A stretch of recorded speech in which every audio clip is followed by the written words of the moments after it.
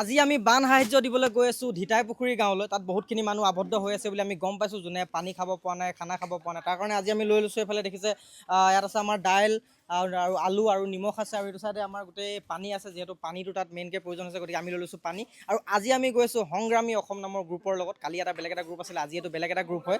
আৰু এইফালে বহুতখিনি বস্তু পেকিং হৈ গ'ল, লগতে এইফালে আমাৰ বহুতখিনি মানুহ আছে, বাইদেউ দাদা ভণ্টিসকলে পেকিং কৰি আছে। ক'ত গ'ল কি ক'ব? নাই, সকলোলৈ যিমানখিনি পাৰোঁ আৰু আমি চেষ্টা কৰিছোঁ। বাকী সকলো আমি গোটেইখিনি যোগাৰ কৰিছোঁ। বাকী তোমালোকৰ সহায় একান্ত কামনা কৰিছোঁ। তোমালোকে আহিছা, বাকী ধন্যবাদ। একদম। গতিকে ৰাইজসকল, আমি গৈ আছোঁ আপোনালোকক সহায় কৰিবৰ কাৰণে, আৰু বেলেগ বেলেগ জেগাত যাবলৈ চেষ্টা কৰিম। কাইলৈ আমি নাজিৰা ছাইডে যোৱাৰ কথা ভাবিছোঁ, যিহেতু আজি আমি ওচৰৰ জেগাখিনি কভাৰ কৰি লওঁ বুলি ভাবিছোঁ।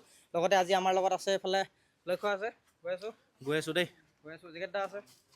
হেল্প কৰাটো আমাৰ কৰ্তব্য, আমি হেল্প কৰি যাম। জয় জুবিন দা। বৰ্তমান পাৰ্থ দা, সত্য দা আৰু নীতি বৌয়ে আমাক কিবা এটা অৱদান আগবঢ়াইছিলে, যাৰ কাৰণে আমি কিবা এটা বস্তু ইয়াত যোগাৰ দিব পাৰিছোঁ। আমি আচলতে কাৰোৰ পৰা পইচা লোৱা নাই, এইটো তেওঁলোকে জোৰ জবস্তি আমাক নিজেই দিছে, যাৰ কাৰণে আমি ইয়াত কেইটামান বস্তু আজি যোগ কৰিব পাৰিছোঁ। ধন্যবাদ। Thank U.